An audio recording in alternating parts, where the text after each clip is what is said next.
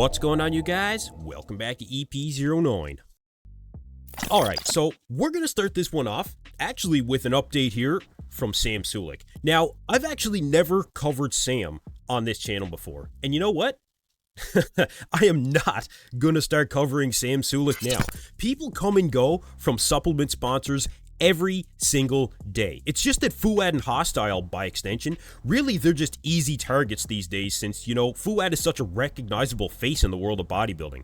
Sam's 1-year contract just came up and he decided not to renew it. And at the end of the day, you guys, he's just a kid that likes to work out and happened to stumble upon, you know, a lot of money in order to get paid to do it. You know, his life is eat, sleep, train, and make videos. And that's it. So I say, let him keep doing it. Keep entertaining and inspiring millions of bodybuilding fans and enthusiasts out there. And really, that's all I have to say about that. When Sam actually steps on a bodybuilding stage, probably as a pro, we'll talk about him again.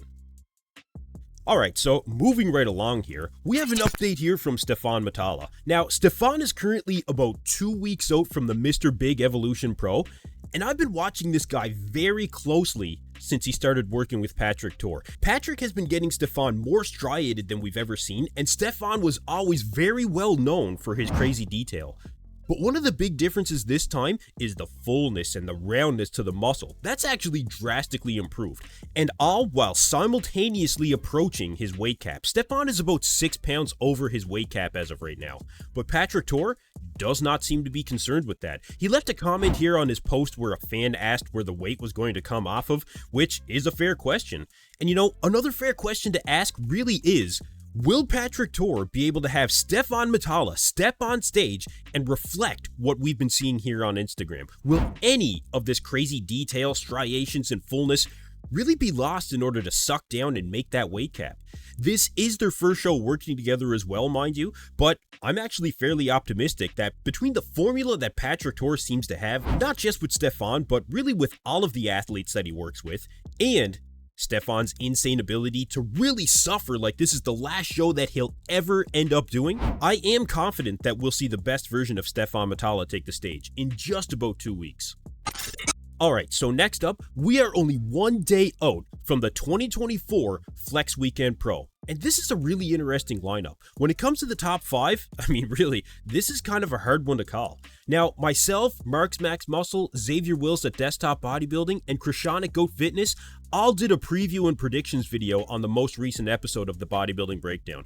I'll leave a link to that video right here for you guys, and make sure you leave a comment on what you think about Mark's new perm. Is that really your hair? Oh, yeah. That can't be your hair. That's a wig. No. I've had perms before. Pull it. How you all doing today, man? Mark, what's going on with the hair? What do you mean? Yeah, honestly, I didn't see it coming either. But anyway, going into this weekend show, we have a couple of updates from our presumed top 2 in this lineup. So let's take a look at the latest from Nathan DeAsha to start. Now to me, it looks like we are going to see a full-blown Nathan DeAsha at this weekend's Flex Pro. He looks really big, really full, conditioning does look to be on point, and my guess is that all those little details are really going to come out once Nathan hits that stage. His coach Stephane, aka Boss of Outlaw, one of the most talked about coaches in the world right now, is on site with Nathan to really bring him in at his best. And I think this could be Nathan coming in at his best, you guys. He looks like he's gained some size in the arms, chest, I would say even the quads a little bit, but he's maintained that really small midsection. And like Xavier said on the podcast, Nathan knows that his competitive days are not going to last another, number of years. So he really is going all in, really like we haven't seen before. He's focused, he's training like an absolute animal, and he's celebrating an early victory here. You guys, honestly, can someone explain the drinks at like 1 or 2 days out to me? Is it like a vasodilator thing? Is it a relaxation thing? I mean, anyway, the bottom line is Nathan looks ready to do battle, and the one that he's presumably going to be doing battle with toe-to-toe for that top spot is Behrooz Tabani. Now, Behrooz is looking absolutely fantastic as always. He looks like he's maintained his conditioning from where he just finished taking second place to William Bonac last weekend at the Empro Classic. He's looking very well balanced. His physique really isn't showing any signs of fatigue in particular, and it's entirely possible that Milos will bring in Behrooz better at the Flex Pro than he was at the Empro. I think Behrooz probably could have just been a little bit fuller without sacrificing conditioning from what we saw last weekend, but you know, there's no getting around it. Behrooz and Nathan are going to be a very close matchup. They're both looking very big, they're going to come in conditioned here it looks like, and they both have their own agenda going into this show. You've got Behrooz, who was qualified for the Olympia 2 years in a row now, but was unable to make it to the US due to his visa issues of being an Iranian citizen. And Behrooz did make some comments which led us to believe he thinks he should have defeated Bonac last weekend. And then you have Nathan DeAsha, who, like I said, I think he sees that the end of his competitive career is in sight and he is pulling out all the stops. And he's another competitor that could not make it to the US to compete at the Olympia last year, despite being qualified and actually despite flying out to the US just to be turned around at the border. So there's a lot of layers to this competition this weekend. Add in guys like Amir Omaragic, who could very easily outcondition everyone in this lineup, Anthony Gell, who was a standout to me last weekend, Christian Wolski, who is another guy on the verge of a career breakout here in the pro ranks. You know, it's definitely going to be interesting. But you guys let me know in the comments below who you have in your top 5 going into this show. And especially let me know, who do you think is going to win the battle between Nathan DeAsha and Behrooz Tabani?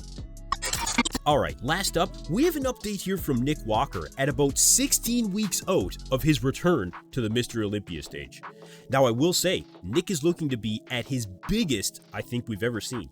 I think a slight rebound after the New York Pro victory went exactly to plan. He's still maintaining a relatively good midsection for what we've come to expect from Nick, and just like Behrooz, just like Nathan, Nick has a serious agenda going into this year's Olympia. Between having to drop out of the 2023 Mr. Olympia at 1 week out due to that hamstring tear, and now the bodybuilding world saying that he was not at his best in New York, I think this makes for a very dangerous Nick Walker. Nick always does extremely well as the underdog. You know, you gotta think Jay Cutler 2008 when he lost to Dexter Jackson.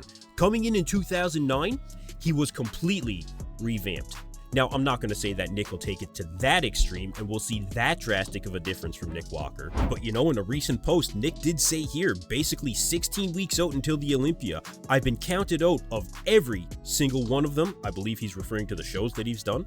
And all he can say is, game on. So my question to you guys is, well, we know that Nick is showing up to win the Olympia. He doesn't show up with any less of an attitude come show day.